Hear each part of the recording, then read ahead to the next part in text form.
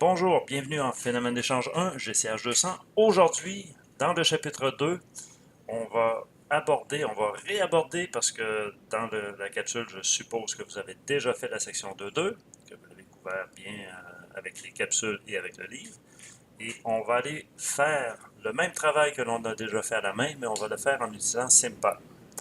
Donc, je vais supposer en plus que vous avez déjà fait quelques exercices dans la section MAO, manipulation assistée par ordinateur, parce que SimPy est un outil absolument essentiel qu'il faut que vous maîtrisiez pour effectuer les manipulations.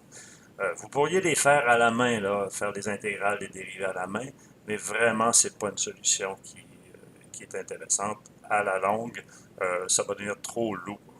Vous avez un outil moderne de calcul, on va s'en servir.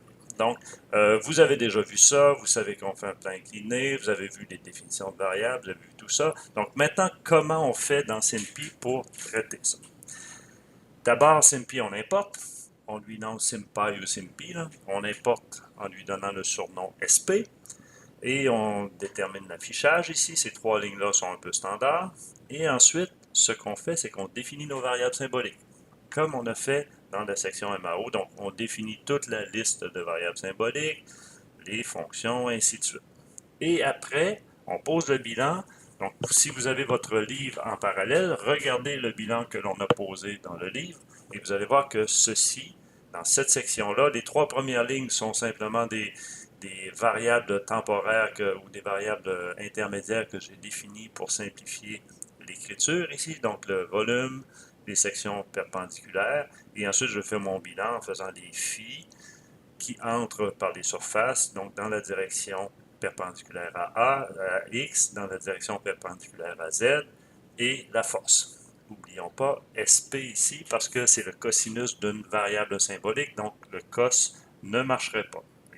Le cos de Python s'attendrait à obtenir un chiffre ici comme argument, tandis que SP s'attend à avoir une variable symbolique que l'on a déjà définie. Donc on prend notre bilan, on le divise par le volume et là on obtient, euh, évidemment volume ici je ne l'ai même pas défini, j'aurais pu diviser directement par dv, ça aurait été plus intelligent. Bon, euh, on va s'auto-critiquer tout de suite. Donc le bilan divisé par le volume et j'obtiens, en faisant un display, j'obtiens ceci. Vous voyez, j'ai substitué tout de suite, comme je fais dans le livre, là, donc phi zz en 0, c'est la même chose que phi zz en L. Regardez si vous avez bien suivi ce qui se passe dans le livre, vous avez déjà noté ça. Donc maintenant, on va prendre la limite de cette expression-là. La limite, il y a deux fonctions dans SimPy, avec une majuscule, pas de majuscule. Qu'est-ce qu'elle fait avec la majuscule? Elle fait simplement l'afficher. D'accord?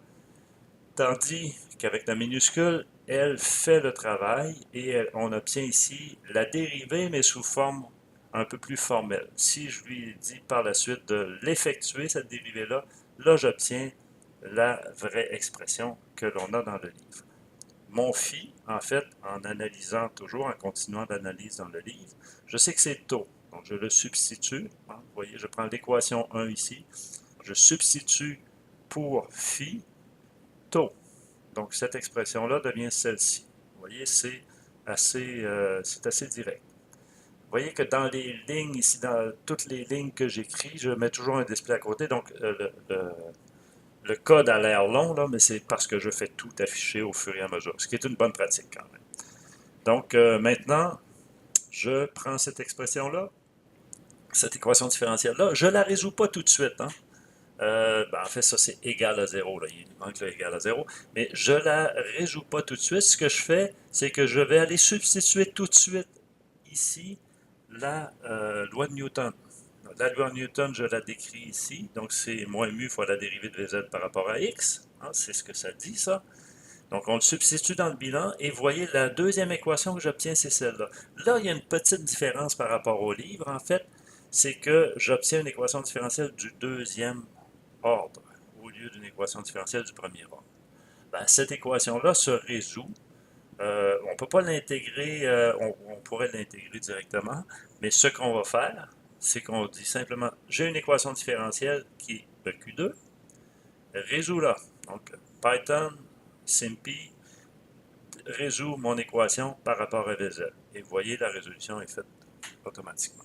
Maintenant, dans cette expression-là apparaissent deux constantes d'intégration parce qu'en fait, il doit intégrer deux fois ici. Donc, il fait apparaître deux constantes que je dois trouver en utilisant deux conditions limites. Mes deux conditions limites sont les suivantes. Une condition limite qui est Vz en x égale à delta est égal à 0. Et ici, je fais simplement l'afficher, ça c'est de l'affichage. Et en x est égal à 0, j'ai que la dérivée par rapport à x est égale à 0.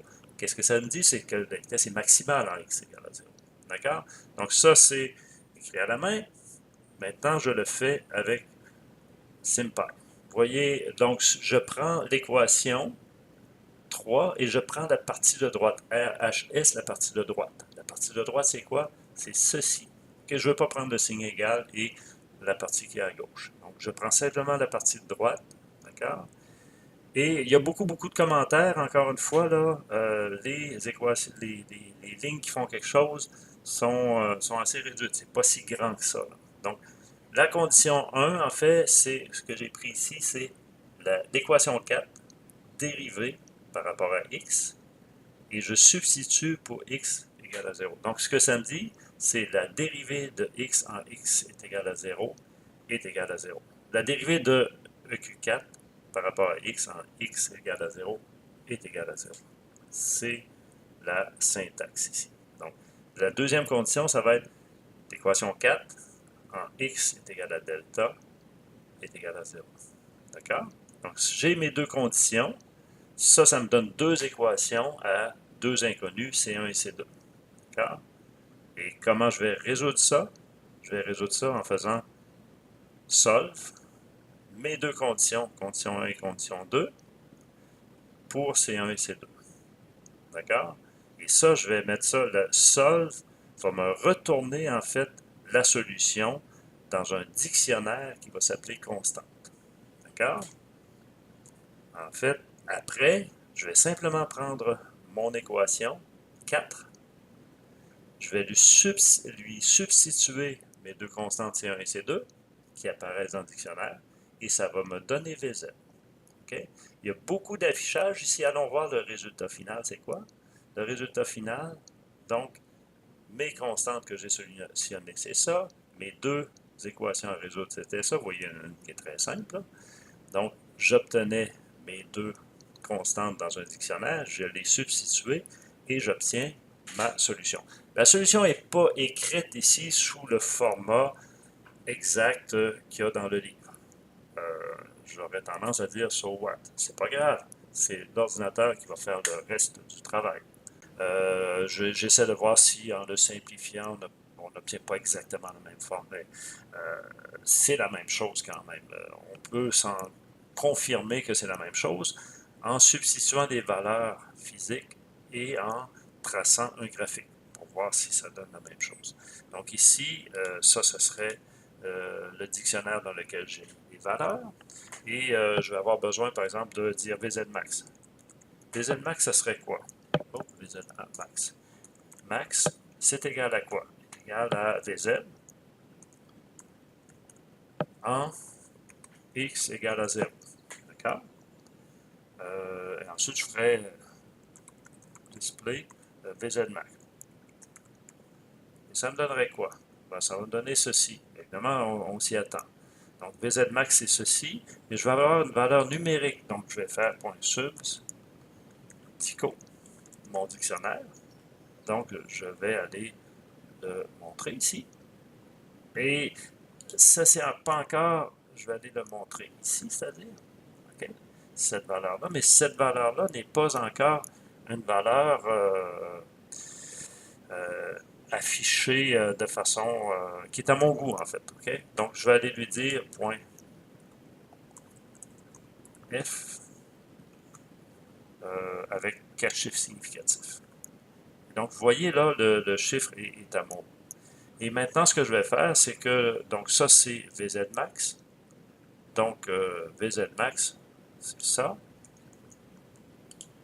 Point subs non, non, pas subs. Tico, c'est ça. OK. Point subs, point evalef. À 4 chiffres significatifs. D'accord. Et maintenant, j'obtiens, vous allez voir, j'obtiens un graphique de mon profil de vitesse. D'accord, profil de vitesse qui est tout à fait correct. Il est un peu trop grand, je vais le réduire un peu. Je vais le mettre à 6,4. D'accord? Le profil de vitesse va être un petit peu plus petit. D'accord? À partir du profil de vitesse, maintenant, je peux aller faire ces choses-là. Je peux aller calculer les débits, les forces, ainsi de suite. Ça, vous le voyez dans le livre. Hein. Comment on le ferait dans SimPy? Vous voyez la force que l'on a ici, c'est moins mu. C'est exactement écrit comme ça. Moins mu fois la différentielle de Vz par rapport à x. En x est égal à delta, multiplié par LW. Vous voyez, c'est exactement la même chose que l'on fait à la main. C'est la même définition. Le débit, c'est la même chose ici. Je pourrais faire le débit. Vous voyez, c'est une intégrale de 0 à W, de 0 à delta, de Vz, dx, dy. Bon, je n'ai pas encore défini ici y, ça va être égal à SP was de y. Okay. Et ensuite, comment on calculerait, comment je voudrais calculer cette intégrale-là? Ben, c'est comme ça. Je vais montrer le débit. Integrate, SP. Intègre-moi ça, ici, Vz, par rapport à x entre 0 et delta, et par rapport à y, que j'ai défini maintenant, y entre 0 et w. W majuscule, sinon il n'aimera pas ça. Et je vais avoir mon... j'ai fait une erreur.